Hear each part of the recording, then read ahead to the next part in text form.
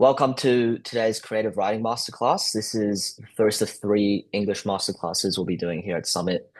Um, Next week the next masterclass we'll be doing Othello, and then the final masterclass we'll be doing essay writing, which hopefully should cover a lot of your concerns and help you prep for year 11.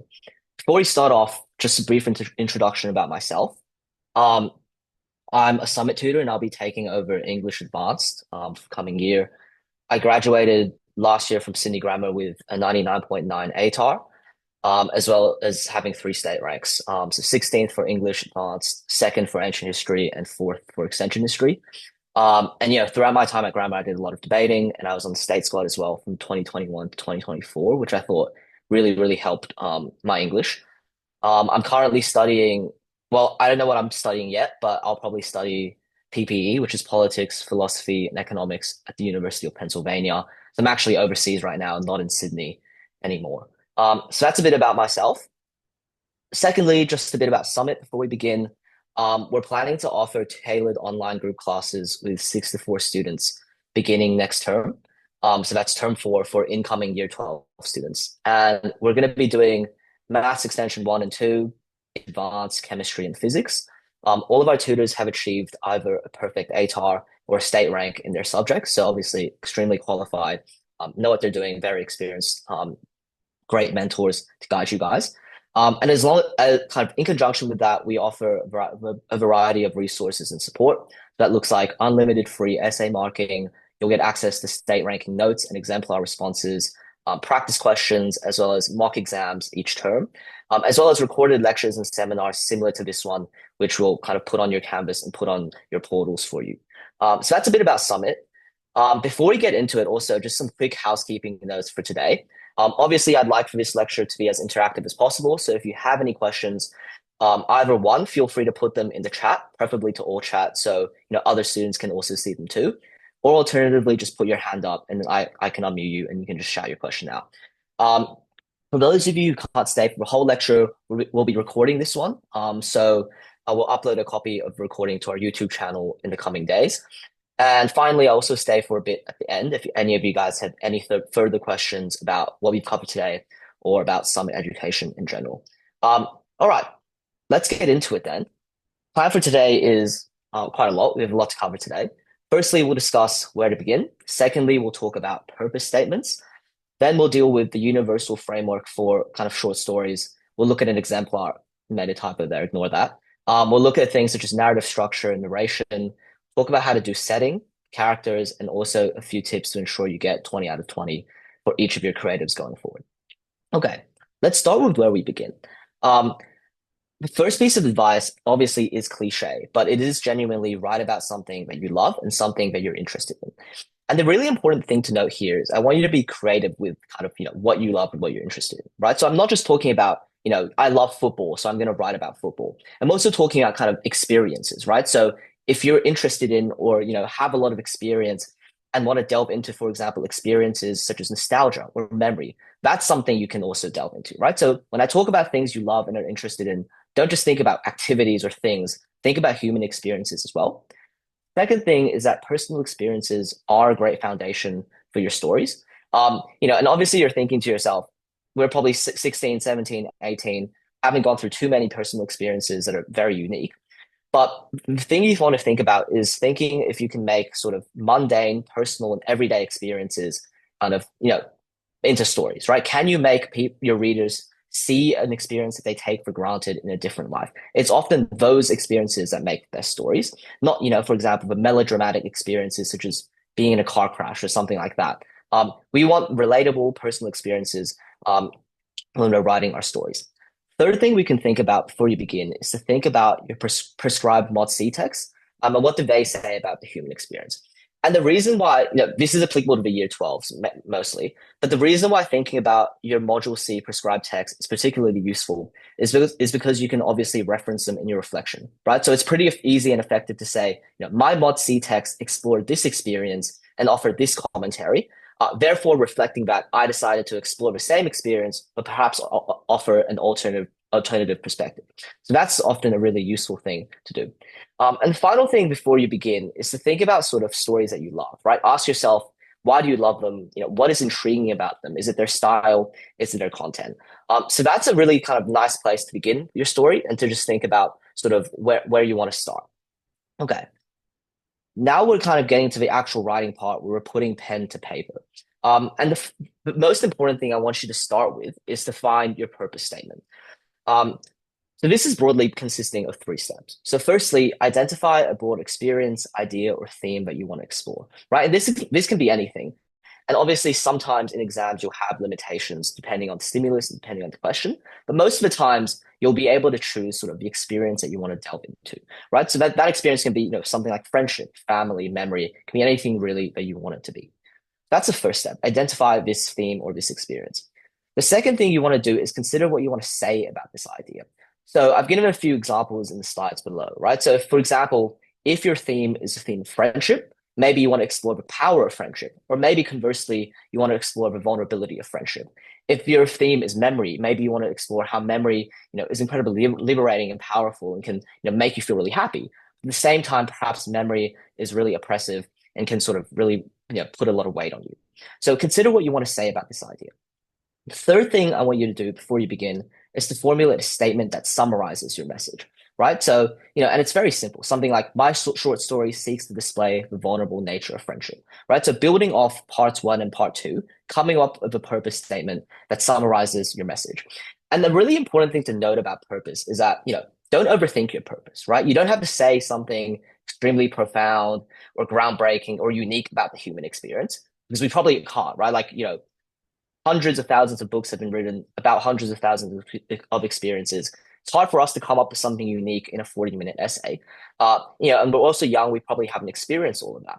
But what's important isn't sort of the uniqueness of your purpose or the uniqueness of the message, just the fact that you're making an argument, that you're finding an experience and you're trying to say something about the experience and you're trying to showcase something. That's the most important part of sort of your purpose statements. So before you get writing, purpose statements really, really important.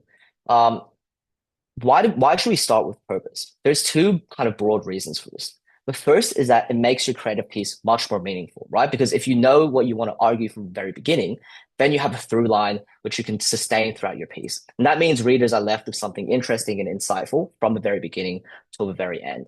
The second reason why purpose statements are really important, and this is more so for in terms of kind of getting marks, right? Because they're the centerpiece of your reflection statements.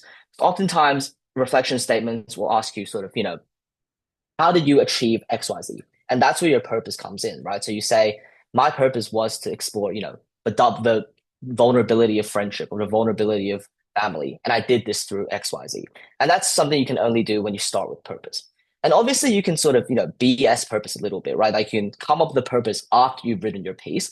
Obviously that makes your piece a lot less effective. And kind of a third reason I think purpose is really important is I think without considering purpose, especially under exam pressure, many students devolve into kind of stream of consciousness and unstructured plot, right? It might make for a very interesting story in terms of a plot that goes a lot of places, but importantly, it doesn't leave your reader with a lasting impression or as if they learned something about the human experience. So that's why we really need to start with purpose, and you have to remember your purpose as you're kind of writing your piece. And in kind of conjunction with that it's really important to know your ending, right? Because endings are basically how we transmit our purpose. If a protagonist is successful, that says something about, the theme and experience we want to talk about. If they're unsuccessful, that also says something else, right? So knowing your ending as well as your purpose before you start is really, really important. Okay, that's the first bit. Obviously, we discussed earlier that there's many themes we can cover. There's no sort of set theme that's more successful. But I think these are a lot of kind of really adaptable themes and useful themes just to have thought about or have written stories about going into your exam. First is power of literature. Markers really, really love power of literature things because it says to an English teacher, English is important. That's kind of more cynical. But also, power of literature stories allow you to integrate things such as intertextual allusions, metatextuality, all things we're going to cover later on. Secondly, is adapting to and dealing with change. You'll notice that that's basically every single short story. So having a short story where a character has to adapt and deal with change. Memory and nostalgia is often a really great theme to explore because it allows you to experiment oftentimes with things such as structure, right? So if you're talking about memory, maybe your short story is non-chronological and is sort of episodic in structure. That can be really interesting. dealing with themes such as family, which I think is just interesting because they're very relatable to the marker. But obviously, as I mentioned earlier, you can write about anything, right? These are just a few to kind of get you started and get you thinking. Okay. So we've talked about purpose and we've talked about some themes we might want to get into. Now we'll talk about the universal framework for basically any short story. And once you kind of master this and you get this in your head, you'll realize that a short story is actually incredibly, incredibly simple. And writing a short story is very, very easy. A short story basically has three elements. The first element, and sort of the way you want to think about and plan your short story, I'd say is also roughly kind of according to the structure. Um, so the first part of a short story is setting. And there's kind of two layers of setting, right? So the first layer of setting is the tangible. And that's kind of the basic elements of setting, right? So where is the setting? What does this place look like? Who is in this setting? Who are the characters we're dealing with, right? Also, questions of time as well. So, what year is the setting in? What time of day does the story occur? Over what time period does the story occur, right? All very basic stuff I'm sure we're all doing in our stories. So that's the sort of tangible aspect of setting. The second kind of and more important aspect of setting, in my opinion, is the intangible aspect of setting. And that's sort of the cultural normative aspect of it. So what are its values, whether those values are social, political, religious, economic. Obviously, you don't have to consider all of those values, right? Like considering those four layers of values is probably quite difficult in a time exam. But thinking about its values generally is really useful. And the kind of crux of this is to remember that in your stories, settings shouldn't be kind of just physical places. Settings should almost be kind of characters, right? So a setting is a character that has values, and a setting interacts dynamically with the world around it, right? I.e., the people that occupy this setting. So we don't want our setting to just be a physical, right? We don't want our setting to just be a backdrop across, in where this story takes place. We want our setting to be a character and a character that interacts with the people in the setting that, changes the way they think, influences the way they act, drives their actions and drives the conflict within the story. So that's the first part of the story. Second thing I want you guys to think about is the character.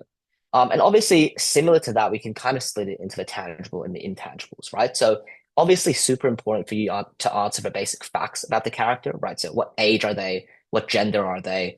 What occupation do they do? What's their family like, etc. All the very basic, simple stuff about character, which I'm sure we're all doing. The second thing we really need to craft and to kind of emphasize in our stories is values, right? What does this character care about? Why do they care about those values, right? And obviously, we have to kind of and obviously doing that is much easier said than done, right? You can't just say Joe cares about his family, he cares about X, Y, and Z. You have to find ways to demonstrate those values without kind of telling the audience. That's something we'll get into later. But it's really important to have a character that has a distinct set of values. And it's also really important to explain how they arrived at those values, right? So we can't just have a dude that just thinks in a certain way, just out of the blue. It's important to do that build up and that background work for a character as well. So those are the first two elements of short story. The third element and kind of where this all comes together is essentially conflict, right? So, the conflict is where the conflict comes from is incredibly simple. Obviously, we discussed earlier that the setting has a set of values and this character has a set of values. The way that the conflict comes is literally just the settings, the values of the setting and the value of the character is different, right? So what does this character now do in order to navigate this value gap and this conflict in values, right? And basically in every single short story, your character will try and rebel, right? They'll try to assert their values of the setting. And then the story is basically about what is that process like? How does that process end? What is your ultimate purpose? That's basically the universal framework for kind of approaching short stories. And obviously sort of very easy to put on page, but much harder to execute as well. Based on that framework, we'll quickly run through this exemplar, and you'll see how kind of this exemplar kind of mimics and follows this framework. We'll also return to this exemplar later on in this lecture. So I'll just read this out. Literature is freedom, Susan Sontag. Over and over, she expertly pierced the needle through the fabric, pulled it through, pierced it from the other side again. Soon the stitching was done. It was a mammoth project, a splendid creamy gown for a banquet, but it had taken Emmeline a little less than an afternoon. Around her in a misshapen circle sat a group of women. They were the closest thing she had to friends now. But really they did not know much about each other. Apart from her cursory remarks every morning about London's abysmal weather, they worked mostly in silence, each wrapped in their own projects. Yet, in that dim, gaslit, musty room with no windows, in that misshapen circle, Emmeline felt a weird sense of comfort. Listening to the weaving of strings being pulled through the fabric over and over again, she knew that she was not alone, that maybe someone else in the world knew how she felt, a feeling deeper than words. Walking briskly home along the cobbled streets, making sure to avoid the puddles that lined the street, Emmeline let out a sigh of relief. The air was sooty, the sky a grey blanket, but she breathed in deeply, taking in the ashy smell of the city. Pinned on almost every blackened tree or crooked lamppost were posters of the so-called Jack the Ripper, warning children and women to stay home after dark, stay away from Whitechapel. It had been a couple of weeks, and she was nowhere near Whitechapel, yet Emmeline instinctively quickened her pace.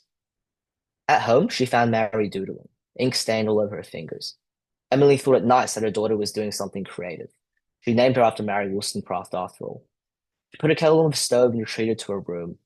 Her diary lay open on her desk, and lighting a candle, she continued last night's work. It's unfortunate that women are confined to this state of existence. Rousseau said, "Man is born free, and everywhere he is in chains." If he thinks that he has experienced oppression, then what of our experience? Are there words to describe such a thing? The tyranny, the silent misery, the bowed heads, feigned respect, the silent indignation. No, he has not experienced oppression. No man ever has, no woman ever should. She wrote like this almost every day. It was not so much a hobby as a necessity, an act of sanity, a weaving together of her ideas into an appeal to whoever above might be listening. Yet ever since the passing of her late husband, that glimmer of hope seemed a distant reality, buried under longer working hours and lower wages. Then there was Mary, with her ink-stained fingers, who was growing older and needed more and more attention. Ripping out the last page of her diary and armed with a bowl of leftover paste from Mary's art projects, Emmeline headed outside. The sun had set, and it was cool, and the gas lamps flickered feebly, emitting silken strands of faint amber into the velvet darkness. The air smelled refreshingly crisp. She found a bare tree and, dipping the page into the paste, wrapped it around the tree trunk. She had never put up a poster before, and the page sat crooked like an unironed piece of linen, bubbles of air and creases popping out, but it would do for now. She hastened back lest anyone see her, leaving the page and its crooked corners, deepest thoughts for everyone to see. If anyone had seen her, she would deny it and say she was putting up another poster about Jack the Ripper. But really, she did it for Mary. Oh, okay, so that's the exemplar. We'll run through how this exemplar now relates to the actual story. Okay. So obviously the setting of this exemplar is physical. The physical setting is in London, right? Its time setting is Victorian era over the course of a day, basically. And you can tell that its values and its cultural kind of values are extremely patriarchal. So that's the element of setting. Um, Character, as you can tell, is a seamstress. She's a single mother and kind of a writer on the side as well. And her values, as you can tell through her writing, are obviously kind of very feminist, right? So where the conflict comes from in this story is basically her feminist values conflict with the patriarchal values of Victorian England, right? And the story kind of focalizes around kind of her navigating this conflict of values through her writing. The story focalizes around the moment in which she decides to show her writing to the world. And you'll notice sort of the plot arc of this story is very simple, right? It's very everyday. You know, she just writes a story in her diary. She takes out the pages and she puts them on a tree. That's basically the plot of a story. Very, very simple. We don't have anything too dramatic going on, right? She doesn't go and like kill a man or start a feminist rally or start, a rebellion. She does a very simple everyday thing, and that's what this story focuses on. And that's the sort of thing I want you to think about, and the structure I want you guys to kind of emulate when you're going forward and thinking about stories. Yeah, okay. So Tim, on your question, yeah, so this was the creative I used for both my advanced and extension one HSC exams. And it got full marks in both. So it's not too short. I think it's about 800 words from memory. It kind of looks short because I made the font really small and condensed it onto one slide. But it's kind of word count wise, it's more than enough for, as you can tell, both advanced and both extension one. And what markers are looking for in the HSC, we'll kind of get into this as well later in the lecture, is not really word count. It's more so understanding the mechanisms of what makes a short story good and what kind of drives and actually makes a short story. So as long as you accomplish that, you have, the elements of setting, character, and then the ensuing conflict, which is kind of a framework we've discussed up to now. As long as you have those elements and you kind of delve into those elements sufficiently, the actual word count of that doesn't matter. Does that make sense? Okay. Cool. Let's keep moving on then. Um, just some kind of more brief things to discuss and for you to think about when you're kind of writing your short story. Really important thing that you want to think about is kind of your narrative structure, right? So, and obviously, narrative structure is something you want to plan and think ahead about because it's really important in kind of lending shape and coherence to your story. Narrative structures are also really important when it comes to reflections. So, oftentimes, if you're doing something interesting with the narrative structure, that's something you can reference in your reflection and talk about why you did it. But obviously, narrative structure has to be kind of purposeful, right? So don't just do a certain narrative structure because you suddenly felt like it. Um, there's two broad types of narrative structure. The first is kind of the linear. So that's, chronological. Usually this short story occurs over a very short period of time, right? So for example, the exemplar we looked at is a linear short story and occurs kind of over the course of a workday, right? But, short stories can be as short as sort of 20 minutes. Something can happen within a space of 20 minutes, and that can be the whole story as well. But linear short stories usually occur over a shorter period of time. The second structure is obviously non-linear, right? So that's kind of episodic, it incorporates flashbacks, the narrative is quite fragmented. Why do you want to do linear? Um, Obviously, the thing about linear short story is that it's much easier to understand, right? It allows your mark to track the beginning, the middle, and the end. Obviously, the more conventional short story, so it's also much easier, I guess, and much more intuitive for you guys to write because that's probably what you guys have been doing your whole high school lives and your whole lives in general. The second reason why linear stories are really kind of powerful is because they tend to focalize on one key moment and one key conflict, right? So, when it occurs over a span of 20 minutes, you don't have time to talk about bunch of different things, right? You focus on one conflict and you kind of delve into that conflict really well, which is really, really important. Um, Third reason why I think it's great is because it allows you a lot of world building. When we do episodic and non-linear narratives, we often jump from setting to setting, or we deal with this. We stay in the same setting, but that setting changes across time, right? We deal with the same setting across years or months. Obviously, that means the setting has to change, and you have to kind of do all that world building again. When we're in linear narratives and we stay in one place and one time, that allows you to really build up that world and really focus on doing that setting work, which we'll discuss later on this lecture. Um, and final thing is I think linear narratives really allow kind of emotional momentum. And what I mean by that is kind of when it's chronological, it lets the tension and the emotion kind of naturally build towards a climax, right? So readers are more likely to stay emotionally engaged when the events unfold in kind of a logical escalating sequence. But one of the dangers of an episodic structure where we're jumping around from time to time and place to place, we might lose a bit of that urgency.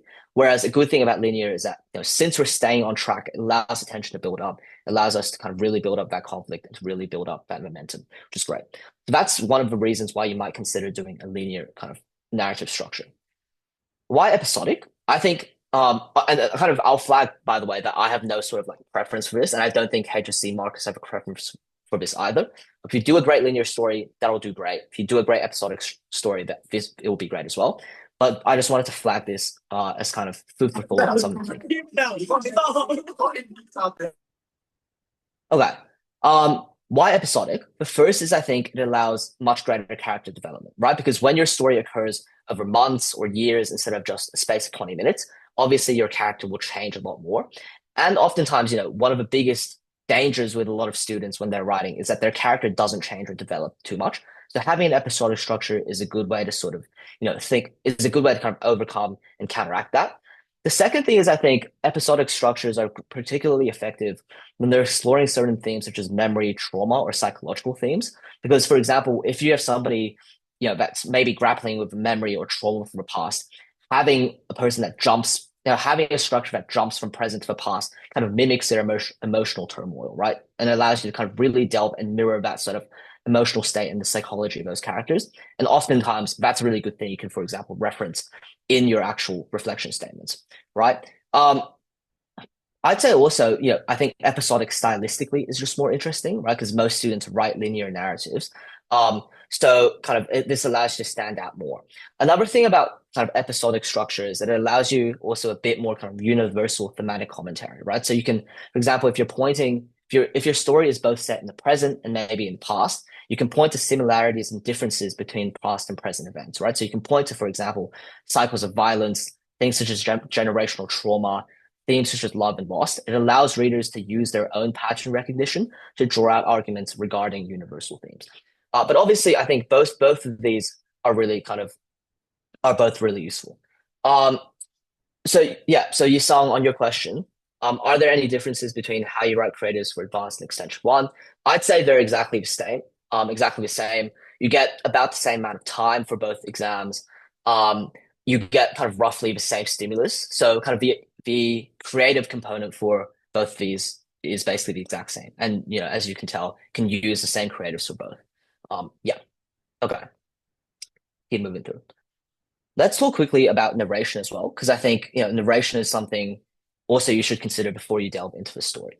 Obviously, as you all know, there's three kind of narrations, right? So first person, and I'd recommend sort of first person and third person.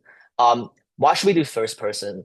First person allows a lot of immediacy, and it also allows you to kind of show the subjectivity of the narrator, right? So it's very useful in showing, not telling their values. So that kind of you can have internal monologue where the kind of narrator talks about how they feel about a certain issue, feel about a certain person, or feel about a certain event. And that allows you to kind of show, not tell their values, right?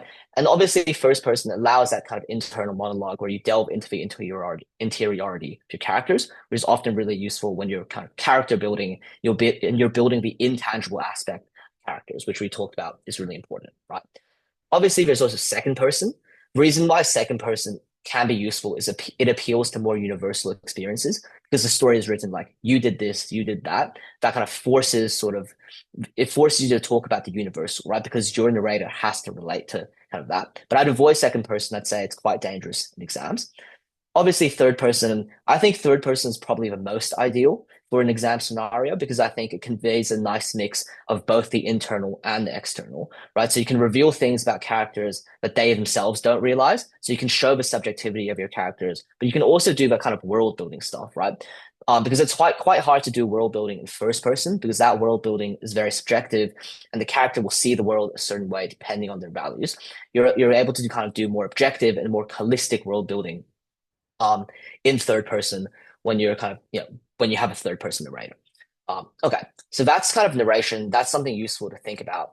Obviously, I think at the end of the day, the kind of point of view that you choose doesn't make that much difference. As long as you're following kind of a framework of these stories, they're all good. Okay, now let's get into sort of the nitty gritty of everything. We've discussed how we want to do setting, character, and conflict. Now let's move into how we should decide the setting that we want to do. And obviously, I think the thing to flag here is that there's no such thing as right or wrong setting, right? Like you're not going to be penalized in the HSC because of the setting that you chose, right? You're always going to be penalized for how you kind of executed that world building in that setting. But I would say that not all settings are created equal, and kind of choosing a great setting already kind of puts you on a good path to having a good creative. Uh, I don't have kind of many rules for creative writing, but the one rule I'd always say is never use a setting from the future. So, never make your setting a spaceship in 2065. Does anybody have any ideas of, why we should never set a setting in the future?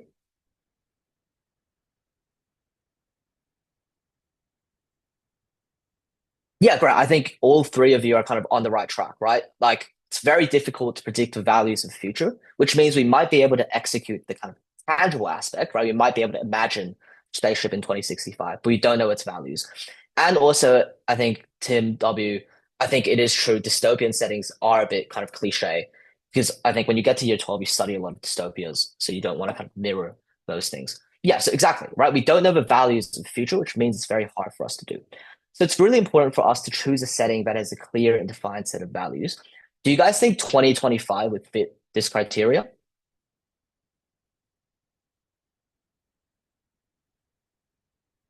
Yeah, great. I think, obviously it's very hard for us to write about contemporary society, right? Because we don't have the benefit of hindsight to look back and say this is what we value. And I also think, objectively speaking, 2025 is a mess, right? Like we have people that think certain ways and other people that think other ways.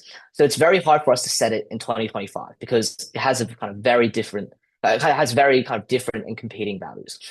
Which leads me to kind of a final conclusion of this, which is I think historical settings are the most effective settings for you to set your stories in. The reason is there's many reasons. Firstly, they often have a clearer set of values, right? So if you think back to, for example, Victorian and Shakespearean England, immediately their values are very clear, right? Religious, hierarchical, patriarchal.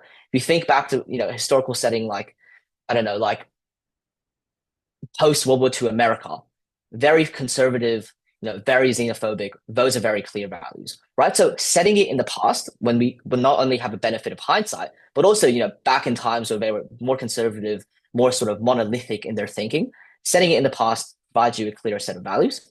Secondly, I think, even if you're not too aware of those values yourself, it's very easy to do research about the past and find out about those values. It's really easy. Thirdly, I think it gives you a lot of kind of authenticity in the narrative as well. So whereas setting it in the future, it's not real, right? Like we don't have anything to relate to. Setting it up in the past allows you a lot of authenticity when it comes to characterizing both the setting, the characters, and individuals in that world. Finally, and this is kind of more cynical and more exam technique stuff, is that when you set it in the past, readers arrive with preconceived notions and beliefs already. That is to say, if you set your story in Victorian England, even if you do a kind of bad job of world building, right? Even if you do a bad job of showing the values, just because it's already set in Victorian England, the reader will fill in a lot of the gaps for you. So they'll immediately kind of already know this is patriarchal, this is hierarchical, even if you do a bad job of saying it. So this is more so kind of, obviously we want to do a good job of setting up those values. We'll discuss this later in the lecture. But even if you do a kind of bad job and you do an incomplete job, kind of having a setting in the past allows your reader to kind of fill in those gaps for you, which is really useful in the exam. Obviously, it's hard for us to write perfect creatives under exam pressure. So this is a nice thing to kind of help us fill and boost that gap. Okay, so that's on deciding setting. Now let's get into actually crafting setting. And this is more so the basic stuff. Firstly, obviously, we have to have imagery, right? So, and this, I'm sure you're all doing this, the many different sets of imagery, visual, auditory, tactile, olfactory, gustatory. Obviously, still, the usual language techniques, the metaphors, similes, pathetic fallacies, all of those things. When it comes to actually crafting setting and kind of providing more detail, I'd say precision is key. So instead of, a lot of students describe every element of setting, right? So they find, for example, like, they'll find a photo of Victorian England and they'll try and describe every little aspect of that setting.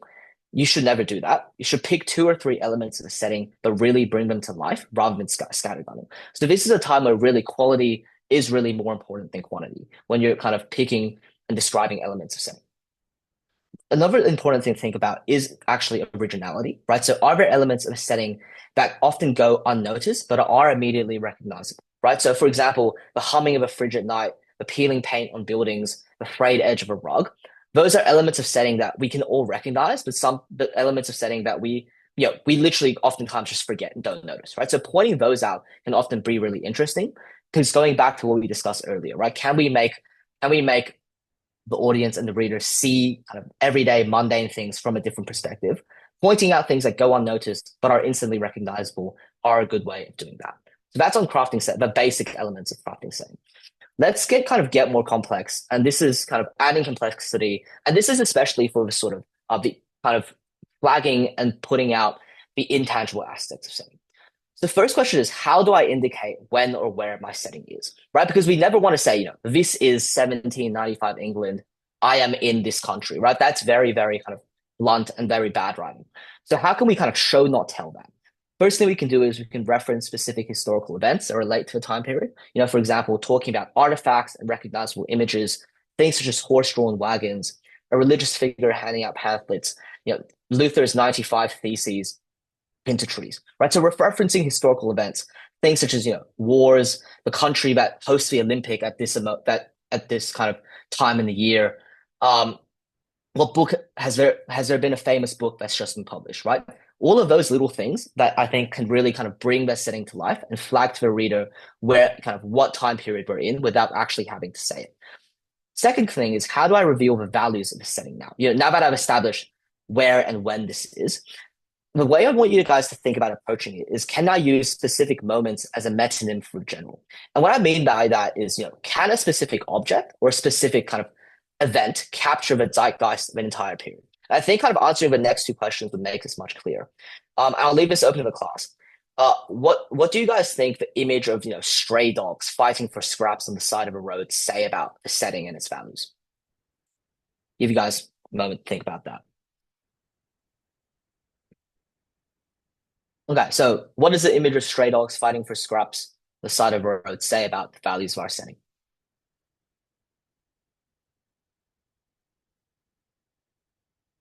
Yeah, great, right? So it tells us that this is a society that's probably on the poorer end, right? And there's a lot of desperation, exactly.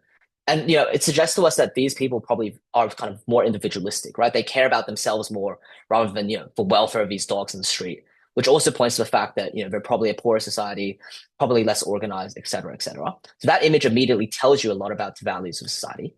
Conversely, what do you think it says about this setting if we're in the city and it's 5 p.m. but there's nobody on the streets? What do you guys think that says? Yeah, great. I think it's almost a very kind of dystopian image in life, right? Like if it's 5 p.m. and there's nobody out, and it probably says to us that this is a more conservative society. It's not a society that values a lot of connection, not a society that values community, probably a society that values more kind of control and kind of individual actions and stuff like that. Right. So you can tell that sort of thinking about, and this is kind of much harder, this is much easier said than done, right? But can you think about a specific image of your society, a specific event in your setting that speaks to its values? So you want to use these specific objects, moments, images to capture the entire values and the value of our setting. And obviously, don't just do this once, right? Try and kind of come back to it and do it multiple times in your story in order to emphasize those settings. So that's how we craft setting and kind of craft the intangible aspect of setting. Okay, so that's said and done. And hopefully, kind of you guys have gotten that, and you guys can practice that as well. Now we're moving on to characters, right? Firstly, crafting characters, the basics. Focus your story on one or two characters, right? Like, don't do too many characters. I think even two oftentimes is quite hard. Characters also have to be deeply symbolic and you have to develop them. So if you're doing two characters, you probably only have time to really develop one character in depth. Second character becomes almost like a symbol, like a symbolic character. You don't really go into too much. Secondly, it's important to imbue your characters with uniqueness, right? Talk about their unique traits, peculiarities, idiosyncrasies, whether that's mannerisms, their routines, their physical appearance. Do they have any special superstitions? Um, and like kind of there's often not like a huge kind of purpose point in kind of make your characters very unique. I just think it makes for a much more interesting read, right? Like if your character is just this unique person, that makes your kind of audience much more attached to it. They make it much more interesting. So just do it kind of, there's not a huge amount of point in terms of purpose for this, just in terms of readability and making your story more interesting. Okay. Um, Third and very important thing that often goes forgotten is that characters cannot remain static. They have to change and they have to develop. And there's broadly kind of really only three ways they can change, right? So number one, obviously flagging that the character has different values from the setting, right? So number one, they can emerge with a stronger belief in their original values. Number two, they can kind of emerge with a newfound belief in the values of setting. So they do a U-turn in their values and now they agree with the values of the setting. Or thirdly, they emerge with a new belief altogether, right? So they don't have their original belief or the values of the setting. They emerge with a whole new set of values altogether. That's basically the only three ways that your character can develop. And it's really important when you're thinking about how does your character develop, number one, to have this plan in the back of your head before you start your creative. But it's really important to link development of the character back to your purpose, right? So if your protagonist emerges victorious and holds onto their values, maybe that aligns with your purpose to show the resilience of humanity, right? If you're trying to show thematically the human spirit is very vulnerable, then maybe kind of having your character that loses and gives into the values of a patriarchal world is the way to do it, right? So whenever you think about how your character changes and develops, that should always be linked to your discussion and you're thinking about the purpose that we began our creative and our lecture with. Okay, let's get into kind of crafting characters and adding complexity. And this is also how do we deal with the intangible aspect of characters? It's very important, obviously, to develop a character's values, motivations, fears, and desires, right? Obviously, it's much harder said than done. There's kind of two ways you can do it. The first is telling, right, where the character's values are explicitly described. And this is by the author, which is you, or through internal monologues and thoughts. You'd much rather kind of do this through internal monologues or thoughts. For example, if first person, your character sees something and they think to themselves something, it seems a lot like telling, but it's in the middle between telling and showing. So you can kind of get away with just internal monologue to show his values. The second, obviously, thing you want to do more is showing the characters' values, right? So the characters' values are revealed through their specific actions, the dialogue, and their relationships. So that's how we add kind of complexity into that. Let's get onto a few other things that I think are really useful. First is metatextuality, and this is kind of linked to both kind of just mark getting in exams and also building character. So metatextuality is basically a concept in literary theory referring to a text commentary on itself or on other texts. And more importantly and more useful for us, metatextuality is also basically a story within a story. Um, it's useful for a few reasons. The first is I think stylistically, it's just very interesting, right? If you have a story within a story, going back to, for example, the example I showed you earlier, we had a story within a story when Emmeline wrote inside her diary, right? And I had an extract of her diary. That serves as a piece of metatextuality. But a second reason, a more important reason for why it's so useful, is it's a framing device to reveal a character's values, motivations, fears, and desires, right? So, for example, you'll notice that in the exemplar creative, the kind of the metatextuality and the diary entry was very useful in showing Emmeline's values, right? It's because it's where she wrote all her feminist thinking, her thoughts, her values, etc. For example, if your character is a writer and your story includes an extract from their diary where they're critiquing the world around them, that allows you very didactically to basically tell the audience and tell the marker, this is what my character cares about, and this is what they value. Okay, let's get into dialogue. Dialogue, once again, is another device to aid of characterization. And as I flagged before, I think a lot of students do dialogue very poorly and they do it half-heartedly, and they use it as a cheap way to kind of just get pages down and get the thing and get the conflict going. I think dialogue can be used very effectively, but has to be kind of very considered when we're using it. One of the strengths of dialogue is that it provides insight into a character's relationships and their characteristics, right? So, for example, if the character's dialogue changes, that can reveal a change in the way the character views themselves and also views around them. And it shows character development, right? For example, if you have somebody who speaks, kind of great, composed, very kind of calm, collected at the beginning, and their dialogue begins to devolve as the story goes on, maybe that shows that mirrors their emotional psyche and how that emotional psyche is devolving a little bit. So dialogue can really reveal how a character changes and develops, but it's really important to sort of keep dialogue short and impactful, right? We don't want lines upon lines for just characters speaking. Dialogue also has to have an urgency, right? It shouldn't be, characters just asking another guy about their day. It has to drive the plot forward, has to be related to our purpose, themes, and what we're talking about.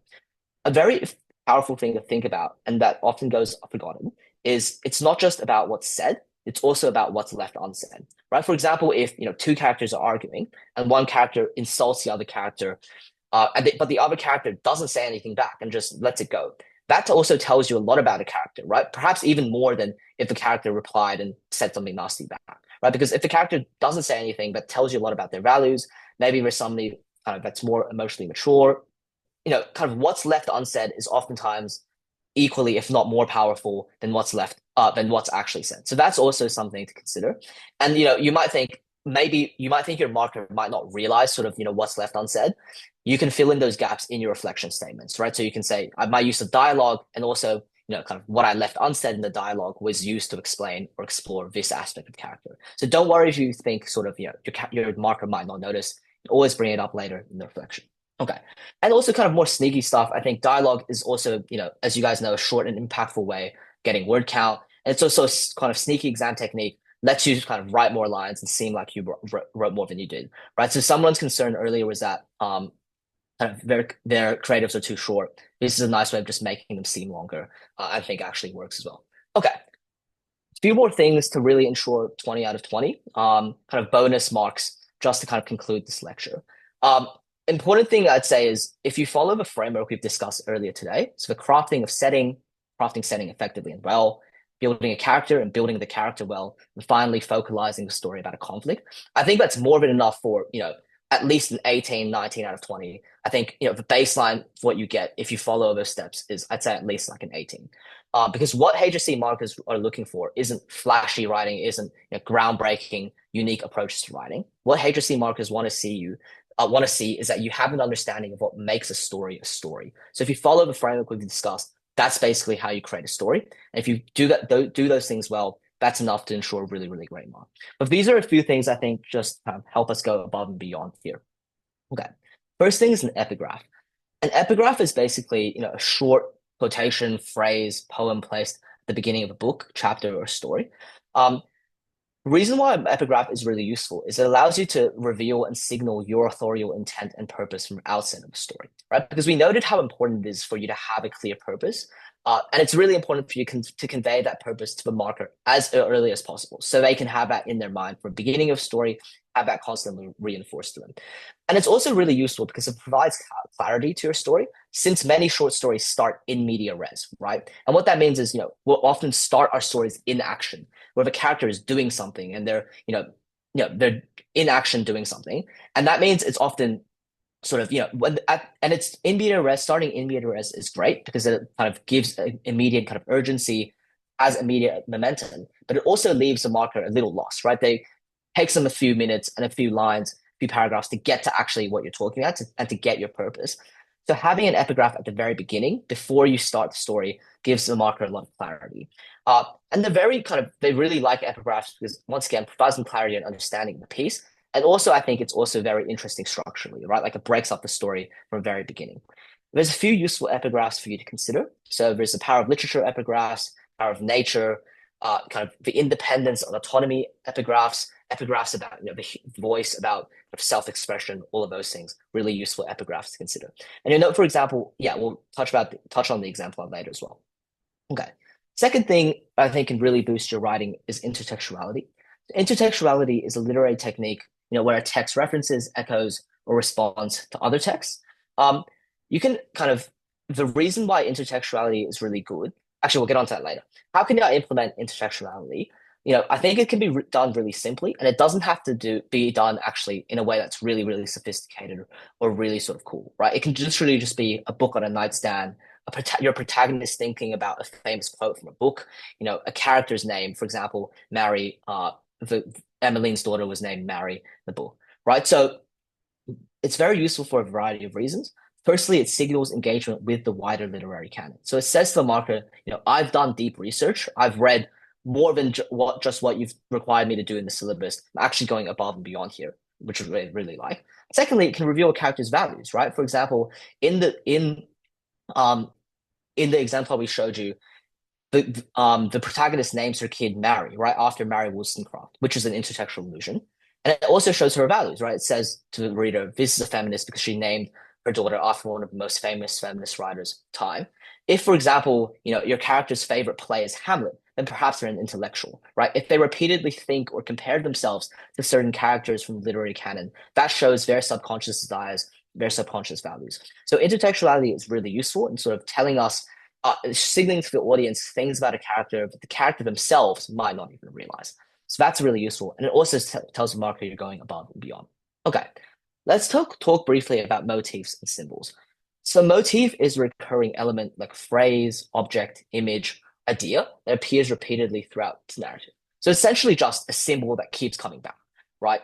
And the reason why a motif is so useful is for a number of reasons.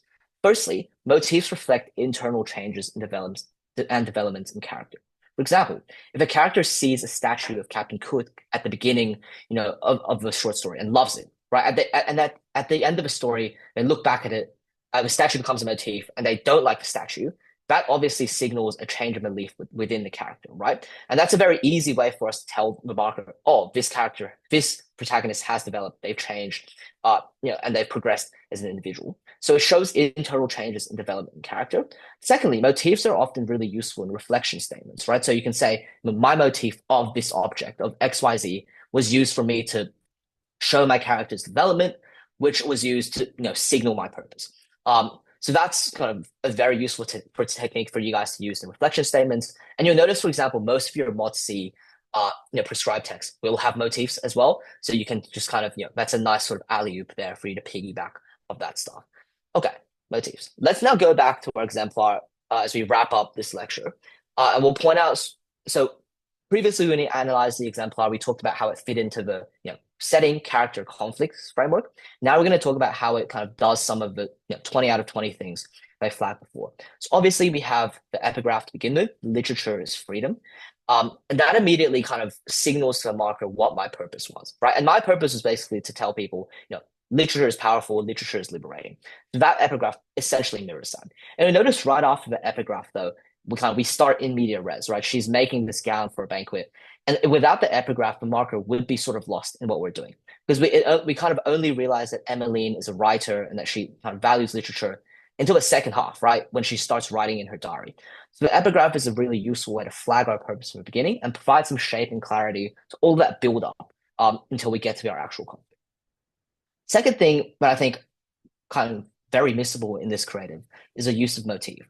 So I'll draw your attention to the second paragraph. So the air was sooty and the sky a gray blanket, but she breathed in deeply, taking in the ashy smell of the city. So that's the initial description of the setting, one that's kind of overcast, gloomy, etc. Then we'll move on to the kind of the second last paragraph, the highlighted bit, where she says the air smelled refreshingly crisp. You'll notice, obviously, kind of that's not an accurate description of setting, right? Like this has been, I think, she walks back home, she writes, she goes outside. This has probably occurred over the span of an hour. The air would not go from, a gray blanket to refreshingly crisp. It wouldn't go from smelling ashy to refreshingly crisp. So what that description of setting does is it actually signals the internal development of character, right? So before she does the writing and before she shows her writing to the world, the air feels gloomy and it feels ashy, which signals sort of her internal burden, right? Whereas after she's written her story and she's put it up on the lamppost, the air smells refreshingly crisp, but shows her liberation and shows a sense of lightness within character. And obviously you might think to yourself, this is a motif that's very missing, right? The first time, second time reading it, probably not going to notice this motif. But if you flag this motif in your reflection statement, you say, I use this motif to illustrate X, Y, Z, markers will actually literally just go back. If the motif was the reason they didn't give you a 20 out of 20, marker will literally just go back and change your mark once you flag the motif to them. So don't feel as if motifs have to be very crude and very obvious. They can be more subtle as long as you flag it in your reflection statement. Finally, a few more things as well in terms of kind of the setting stuff. You'll notice a reference, for example, to Jack the Ripper and how you have posters of that. That's an example of how we discussed flagging the time and place of our setting without actually saying it, which was pointing to specific historical events. Obviously, Jack the Ripper, very, very famous historical event in 18th century England, immediately sets up this is the place where we are. Have an allusion to Mary Wollstonecraft and her kind of naming her daughter after that, which also allows us to signal kind of the actual values of Emmeline, which is obviously feminist values. That's compounded by the use of metatextuality at the top right. So the use of a diary extract within, diary extract, or the diary extract within the story. So the story within the story, where we very didactically sort of point out her purpose, right? So you notice that this is sort of, this is where we're bringing in sort of the icing on the cake, if you will, kind of really elevating our creative. But I think, the creative, as you guys would tell, would be perfectly fine, would still be a great creative, even without all of those extra elements, right? But these are some of the things that I want you guys to consider and think about, sort of really bring us over the top. Okay. With that said, that actually brings us to the end of this creative. So thanks for staying to the end and thanks for listening. As I flagged earlier in the lecture, this is one of three. So we have two more lectures coming up on Othello and essay writing. So feel free to tune up to that. Also keep up with future masterclasses. Follow our Instagram. We're doing other stuff in the coming days on chemistry, physics, and maths, which would be really, really helpful. If you're interested in enrolling for term 3, DM our Instagram or email us. We'll be happy to talk to you about enrollments. I'll stay here for a bit if anybody has any further questions, about creative writing or about Summit. Happy to answer. Okay. How much do you prepare the actual creative before the exam? You have the entire idea prepared beforehand. Yeah. So in terms of prepping creatives, I think everybody will have their own process. Some people can easily come up with the setting character conflict beforehand. Other people, I was more of kind of one that wanted to kind of prepare beforehand. So I had this whole kind of creative written out. But I thought kind of this creative is really adaptable because of the metatextuality part. So, I would adapt kind of what was in her diary extract depending on the question. So, if it was questioned more on kind of the literature, then I'd really go hard on that, right? If it's a question about sort of, change and oppression, then I'd really go hard on kind of how she felt oppressed in her diary extract. So I used kind of that metatextuality as a way to adapt my creative to the exam question.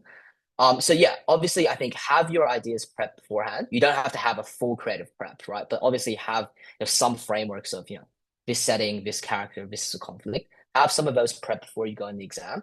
Um, and yeah, be ready to adapt your creative, right? But as long as you, but you'll notice that sort of questions generally, they don't actually ask you too many different questions when it comes to creatives, right? Like it'll always be, somebody dealing with some sort of change and how they navigate change and conflict. So it's basically just that. So I don't know if that fully answers your question. So for this creative, there was no prompt. It was literally just me. When I was brainstorming this creative, it was literally just me going, setting character conflict. And I didn't actually, do this for anything. For the HSC though, I think, so for I think the question was something about, the power of literature. So I think this was like a perfect creative for that. It's pretty easy. Um, yeah, it's similar answer to you, Tim. I was wondering how you adapt or integrate stimulus into your writing. I'd say metatextuality is a great kind of part for doing that because you can literally just adapt what she writes in her diary to whatever circumstance the stimulus is asking. Yeah, Tim, how can we make our ending for our short stories not seem so cliche, still be satisfying? First thing is I think don't be scared of cliche, right? Like as we discussed, short stories can really only end in three ways, right? The character emerges with stronger belief in themselves, character changes and aligns with setting, or character finds a new path altogether. All of those are pretty cliched sort of, narratives, right? Like character is stronger is the cliche sort of independent protagonist trope. Character listens to the setting is a cliche sort of dystopian 1984 sort of trope. Character, you know, forges this whole new path is, also quite a cliche thing, right? So don't be scared of sort of, the ending of your short story is rather predictable, or rather cliche. But in terms of avoiding cliche, I'd say sort of, the cliche short stories are the ones that are kind of melodramatic, right? Like a guy's in a car crash and then he realizes how important life is. If you can find a conflict and write a story about a very everyday thing, then I think it allows you to sort of avoid cliche already, right? So, for example, the story about the seamstress writing in a diary puts on a tree, quite a unique story, which also means the ending, which is, the ending, if you think about it, is quite cliche, right? It's like she writes, she puts it out to the world, and then she feels liberated. But because it's in the backdrop of this story and it's told through the lens of this very unique situation, doesn't seem that cliche. How would you go about setting a creative today? No, you said not to do it, but our extension exam has this sort of requirement. Okay. Um, yeah, I think does your extension exams require like a specific like country, or is it just like set it in today's setting?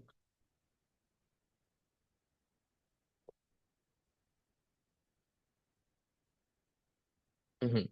I mean, I think 2025, for example, I think 2025 Australia would be really difficult, right? Because you've got a mix of things. But I still do think there are certain settings today where, those cultural values are more clear, right? So if you think countries in like the Middle East, countries in like rural China, etc. I think, even in 2025, those are pretty clear settings.